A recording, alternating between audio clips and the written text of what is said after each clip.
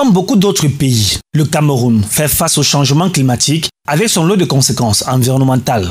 Par exemple, certaines études se concentrent sur les impacts du changement climatique sur les sources d'eau du Cameroun telles que précipitations, lacs, rivières et océans et bien d'autres qui, plus que hier, sont affectés.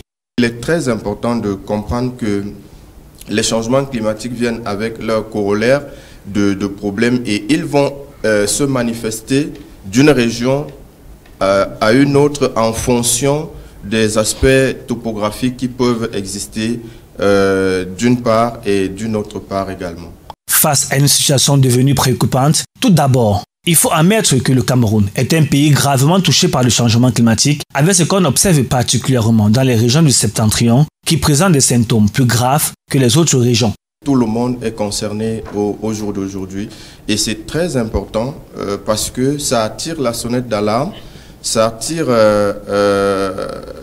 permet à ce que chacun d'entre nous soit responsable à son niveau, que chacun d'entre nous essaye de comprendre que ce qui arrive aujourd'hui ailleurs peut également nous arriver. Il est important que l'on puisse au jour le jour jouer son rôle dans la réduction des émissions de gaz à effet de serre. Nous devons nous adapter, c'est ce qu'on dit. On doit s'adapter aux effets du changement climatique.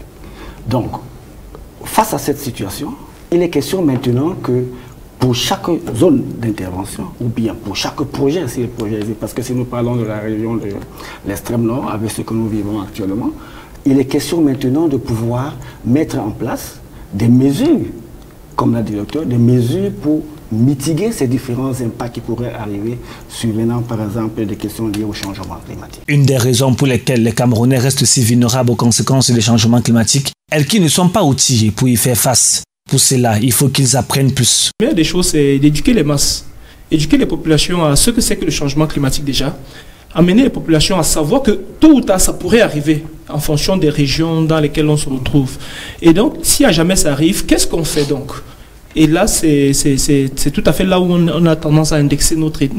Selon les experts en question de climat, l'impact socio-économique des chocs liés au changement climatique affecte à la fois les personnes structurellement pauvres et les près de 40% de ménages vulnérables dans le pays, d'où il est important que l'on puisse trouver des solutions adéquates pour se joindre aux initiatives prises par les autorités à travers des structures comme l'ONAC et les ONG ADE dans le but de prévenir les catastrophes naturelles et autres.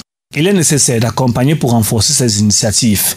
Si l'information n'arrive pas au législateur à un moment final, moment étendu, on n'aura pas les meilleurs résultats. Donc pour l'ONAC fait le mieux en produisant l'information pour prévenir, pour éviter.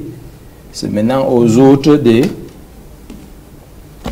Plus qu'un mythe, en 2024, les changements climatiques se posent peu à peu comme une réalité indiscutable dans la vie des Camerounais. Si on ne peut pas les annuler, il reste néanmoins des actions à mener pour en réduire l'impact, mais aussi apprendre à s'y adapter. C'est une question de suivi.